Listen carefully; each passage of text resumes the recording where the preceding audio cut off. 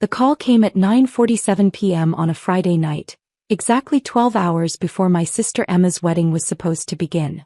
I was sitting in my home office in my penthouse, reviewing quarterly reports from my hospitality empire, when my phone buzzed with an unknown number. "Hello, is this Victoria Martinez?" The voice was professional but clearly uncomfortable. "Yes, this is Victoria. Who's calling?" "This is Jennifer from Elegant Affairs Wedding Planning. I'm calling about tomorrow's Martinez-Thompson wedding at the Grand Ballroom." I set down my pen. Emma had chosen the Grand Ballroom, one of the most prestigious wedding venues in the city. I knew it well. I'd been quietly admiring its architecture and prime location for months before making my move. "What about it?" I asked, though something in Jennifer's tone already told me this wasn't a courtesy call.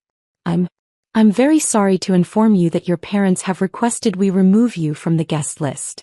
They've asked me to tell you not to come tomorrow." The words hung in the air. I wasn't surprised.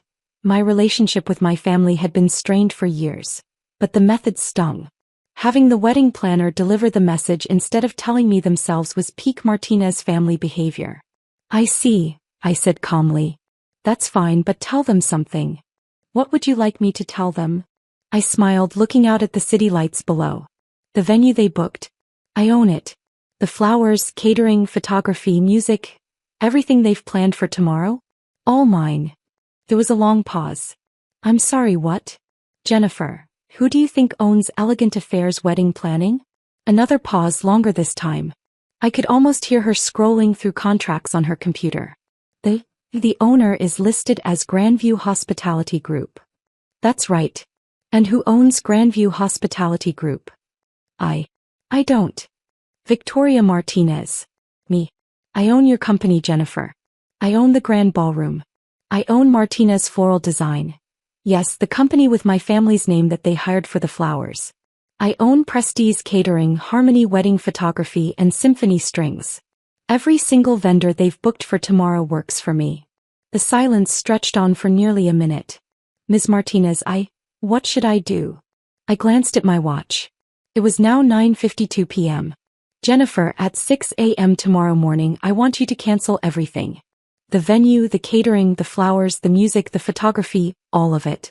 Send the cancellation notices to my parents and Emma directly." "But Ms. Martinez, the wedding is tomorrow.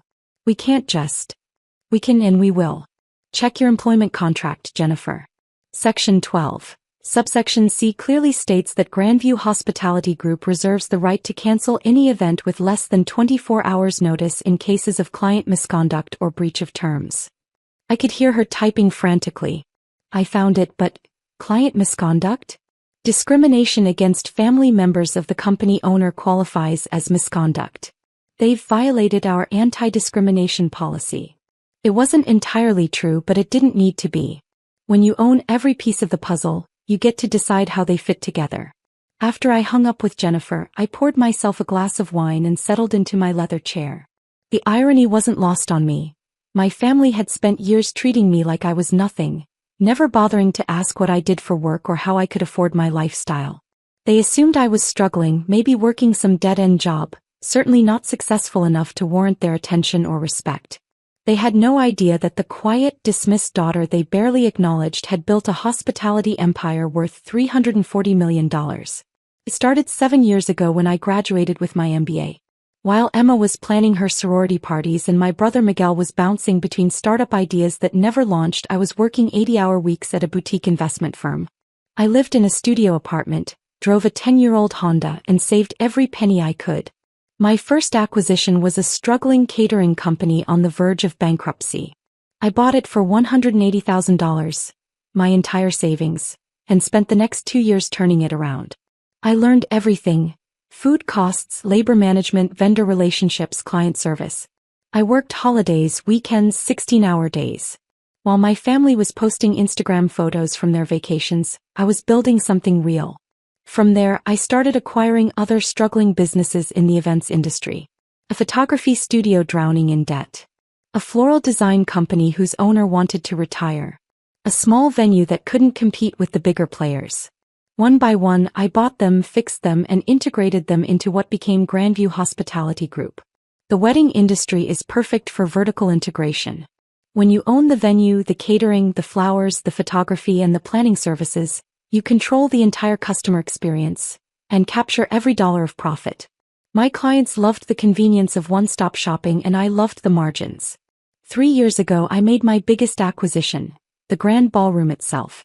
The previous owners were aging and ready to sell. I paid $12 million for the property, then spent another $3 million on renovations. It became the crown jewel of my portfolio. Booked solid for 2 years in advance, commanding premium prices. My family never asked about any of it. When I moved to a luxury penthouse, they assumed I was renting and probably couldn't afford it.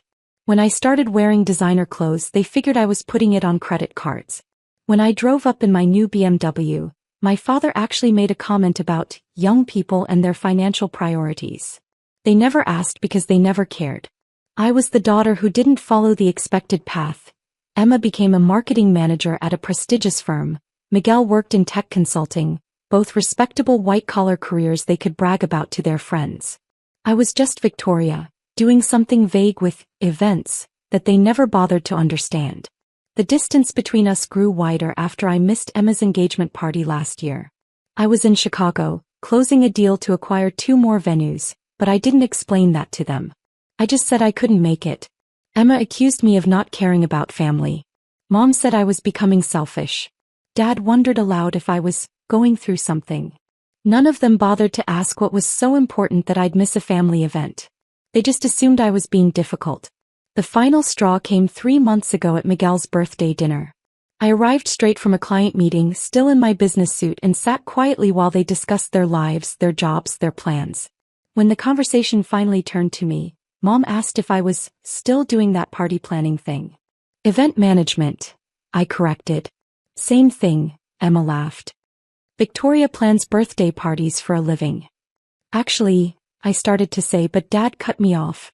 The important thing is that you're happy, he said in that condescending tone parents use when they think their child has made disappointing life choices. Not everyone needs to be successful in the traditional sense. That's when I realized they would never see me as anything more than their underachieving daughter. It didn't matter what I built or accomplished. They had decided who I was, and that was that. So I stopped trying. I stopped attending family dinners. Stopped calling on birthdays. Stopped pretending we had the kind of relationship where they cared about my life or I cared about their approval. Which brought us to tonight. At 6 a.m. sharp, I was already awake, coffee in hand, when Jennifer called. Ms. Martinez, I've sent all the cancellation notices. The venue is closed, catering is cancelled, flowers won't be delivered, photography is off, and the string quartet has been reassigned to another event. Good. How are they taking it? Your mother has called me 17 times. She's not happy. I could imagine. Mom prided herself on her event planning skills. She'd coordinated charity galas and fundraisers for years. Having her daughter's wedding implode 12 hours before the ceremony would be her worst nightmare. What did you tell her? Exactly what you instructed. That the event was cancelled due to a violation of our client conduct policy. And she demanded to speak to the owner of the company. I smiled. And what did you say? I gave her your number. Perfect. My phone started ringing at 6:23 a.m. Victoria. What is this nonsense about the wedding being cancelled? Good morning, Mom. I heard you had some venue troubles. Don't play games with me. That wedding planner said something ridiculous about you owning the venue. Fix this right now. I can't fix it, Mom. The event was cancelled due to a policy violation. What policy violation? We paid our deposits, we followed all their rules. You excluded a family member of the business owner from the guest list. That violates our anti-discrimination policy. There was a pause. I could hear Dad in the background asking what was happening. Victoria, what are you talking about? Family member of the business owner. Mom, I own Grandview Hospitality Group. I own the Grand Ballroom, Elegant Affairs Wedding Planning, Martinez Floral Design, Prestige Catering, and every other vendor Emma booked for today. The silence stretched for so long I thought the call had dropped. Richard. Mom finally screamed. Richard, get on the phone. I heard fumbling, then Dad's voice. Victoria, your mother is hysterical. What's this about you owning the wedding venue? It's not just the venue, Dad. It's everything. The entire wedding industry infrastructure Emma hired. I built it. Every flower arrangement, every photo, every canopy, every note of music. It all flows through companies I own. That's impossible. You plan parties. I built a $340 million hospitality empire. But you never asked, so you never knew. Another long pause. This is ridiculous, Dad said, but his voice had lost its certainty. Even if that were true, you can't just cancel your sister's wedding. People are flying in from out of town. We've spent $80,000 on this event. You spent $80,000 at my company's, Dad. And you excluded me from my own sister's wedding. Did you really think there wouldn't be consequences? Emma's voice came on the line. She must have grabbed the phone. Victoria, I don't know what game you're playing, but you need to stop. My wedding is in 6 hours. No, Emma. Your wedding was scheduled for 6 hours from now. Past tense. You can't do this. You can't ruin my wedding because your feelings got hurt. I'm not ruining anything. I'm simply choosing not to provide services to clients who discriminate against my family. We are your family. Funny. You didn't seem to think so when you decided I wasn't welcome at your wedding. I could hear crying in the background. Probably Mom. Dad was talking rapidly to someone else, likely trying to call other venues. Victoria. Emma's voice was breaking now. Please. I'm sorry, okay? I'm sorry we uninvited you. Just, please fix this. I'll do anything. For a moment I felt the old familiar pull. The desire to smooth things over, to be the accommodating sister who sacrificed her own needs to keep the family peace. But then I remembered 17 phone calls to my employee instead of one call to me. I remembered years of dismissal and condescension. I remembered party planning, and not everyone needs to be successful in the traditional sense. Emma, I want you to think about something. You've known me for 28 years. You've never once asked what I do for work. Never asked how I can afford my apartment or my car or my lifestyle. You just assumed I was struggling and left it at that. Even when your wedding planner told you I owned the venue, your first instinct wasn't to call me. It was to call Mom and Dad to fix it for you. Victoria, please. Here's what's going to happen. I'm going to spend today at my beach house in Santa Barbara. You remember the one you thought I was house sitting? I'm going to enjoy the sunshine and the ocean and the peace and quiet. You're going to figure out what kind of relationship we actually want to have going forward. But the wedding can be rescheduled for any date you choose. All you have to do is call me directly, not Mom, not Dad, not the wedding planner, and ask, nicely, like you would ask someone whose help you actually need. I hung up. 20 minutes later my phone buzzed with a text from Emma. Victoria, I'm sorry. We were wrong to exclude you. Would you please help us reschedule the wedding? I typed back, I'll think about it. Enjoy your Saturday. Then I turned off my phone, packed a bag and drove to Santa Barbara. The beach house was my first major personal purchase after the Grand Ballroom acquisition. 4,000 square feet of glass and steel perched on a cliff overlooking the Pacific. I'd bought it as an investment, but it had become my sanctuary. The place where I could think clearly, away from the noise of the city and the complications of family. I spent the morning on the deck, reading financial reports and drinking coffee while the waves crashed below. Around noon, I allowed myself to wonder how the day was going for Emma. Had they found another venue? Were guests showing up to a locked ballroom? Were my parents frantically calling every event space in the city? Part of me felt guilty.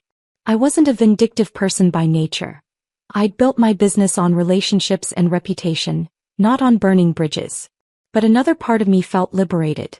For the first time in years I'd set a clear boundary and enforced it. My phone had been buzzing all morning with calls and texts, but I'd left it inside. When I finally checked it around 2 p.m., I had 47 missed calls and 23 text messages. Most were from family, Mom, Dad, Emma, Miguel, even a few cousins and aunts who'd apparently been recruited to help change my mind. But there were also messages from Jennifer and several other employees, asking for guidance on how to handle the situation. One text caught my attention. It was from Emma, sent at 1:15 p.m. Victoria, I know you're angry and you have every right to be. I found a small venue that can accommodate 50 people tomorrow at 2 p.m. It's not what I planned, but it's what I can get on short notice. The question is, will you come? Not as the business owner who controls everything, but as my sister? I'm asking you directly like you said. Please. I stared at the message for a long time. This was what I'd wanted. Direct communication, acknowledgement, respect. But was it genuine or just desperation? I called Jennifer. Ms. Martinez. Thank goodness. The phones have been ringing all day. Your family, the guests, other vendors asking what happened. Jennifer, I need you to do something for me. I want you to organize a small wedding for tomorrow at 2 p.m. 50 people maximum. Simple but elegant. Where? Every decent venue in the city is booked on Sunday. Use the private dining room at the Grandview Tower. The one on the 40th floor with the city views. The Grandview Tower was my newest acquisition.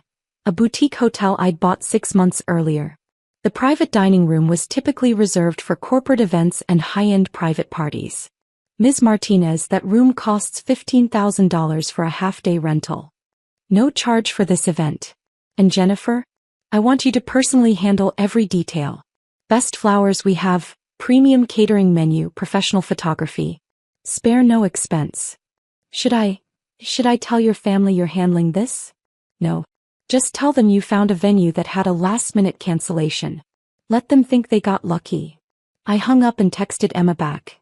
Your new venue is confirmed for tomorrow at 2 p.m. Address will be sent to you tonight. I'll be there. Her response came immediately. Thank you. I don't know what to say. Don't say anything yet. We'll talk after the wedding. That evening, I drove back to the city and spent 3 hours at Grandview Tower, personally overseeing the setup. The room was transformed, floor-to-ceiling windows offering panoramic city views, white roses and eucalyptus arranged in elegant centerpieces, soft lighting that would be perfect for photos. It was intimate and sophisticated, everything Emma had actually wanted but couldn't articulate when she'd been focused on booking the biggest, most impressive venue possible. The next day, I arrived at the wedding 15 minutes early, wearing a navy blue dress I'd bought specifically for the occasion, elegant but not attention-grabbing. I wanted to blend in, to be Emma's sister rather than the business owner who'd rescued the event. The transformation in my family was immediate and obvious. Mom rushed over the moment she saw me, her eyes red from crying. Victoria, honey, I'm so sorry. We should never have. Mom, let's talk after the ceremony. Today is about Emma. But Emma herself appeared beside us, radiant in her dress but with a nervousness I'd never seen before. Victoria, I need to say something before we start. Emma, you don't need to. Yes, I do. She took my hands. I've been thinking all night about what you said. About never asking what you do, never really seeing you. And you're right. I've been so focused on my own life, my own success, that I never bothered to understand yours. She gestured around the room. This place is incredible. The flowers, the setup, everything, it's more beautiful than what I originally planned. And somehow you made it happen in 12 hours. Jennifer did most of the work. Jennifer works for you. This is your business, your vision, your success. And I never saw any of it because I never looked. I felt tears starting, which was not part of my plan for the day. Emma, I want to understand. After today, after we get back from our honeymoon, I want you to show me your business. I want to know who my sister really is. The ceremony was beautiful. Simple and heartfelt, with the city spreading out below us through the windows. Emma and David exchanged vows they'd written themselves, speaking about partnership and understanding and really seeing each other. I wondered if Emma was thinking about our conversation when she promised to always pay attention to the people she loved. During the reception, Dad approached me while I was standing by the windows, watching the sun set over the city. Victoria, I owe you an apology. Dad. No, let me say this. I've been thinking about yesterday, about the things you said. About us never asking about your work, your life. And I realized you're right. We made assumptions and we were wrong. He was quiet for a moment, looking out at the skyline. $340 million? That's the current valuation, yes. And you built it yourself? From nothing. From an $180,000 catering company that was about to go bankrupt. He shook his head slowly. I don't understand how we missed it. How we missed you. You missed it because you weren't looking. You decided who I was supposed to be and you never checked to see if that was actually who I became. You're right. And I'm sorry. The evening continued with small conversations like that. Family members approaching me with curiosity instead of dismissal, asking real questions about my business, my life, my plans. Miguel was particularly fascinated by the acquisition strategy and wanted to know if I ever invested in tech startups. A few cousins asked if I was hiring.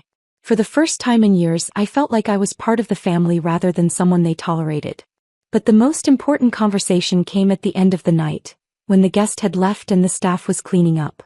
Emma, still in her wedding dress, sat beside me on the couch in the corner of the room. Victoria, I have a question. What's that? Yesterday when you cancelled everything, were you trying to teach us a lesson or were you just done with us? It was a good question and I considered it carefully. Both, I think. I was definitely done with being treated like the family disappointment. But I also wanted you to understand that actions have consequences. You can't dismiss someone for years and then expect them to be available when you need something. And now I'm hopeful. Today felt different. You felt different. Emma nodded. I want things to be different. I want to be the kind of sister who knows what her sister does for work, who celebrates her successes, who includes her in important things. That would be nice. There's one more thing. Emma looked nervous again. David and I are planning our honeymoon and we wanted to ask, do you have any recommendations? You seem to know the hospitality industry pretty well. I smiled. I might have a few ideas. Where were you thinking? Somewhere tropical. With great food and maybe some activities. Budget isn't really an issue. We saved for 2 years. How do you feel about Maui? I know a resort there that might work perfectly for you. You know a resort? I own a resort. The Grandview Maui. It's all-inclusive, adults only, right on the beach. I could arrange something special for you. Emma stared at me. You own a resort in Maui? Among other things. Victoria, exactly how big is your business? I laughed. Emma, we have a lot to catch up on. 3 weeks later, Emma and David returned from their honeymoon with tans and stories and a completely different perspective on their family dynamic. Emma called me the day after they got back. Victoria, we need to talk. How was Maui? Incredible.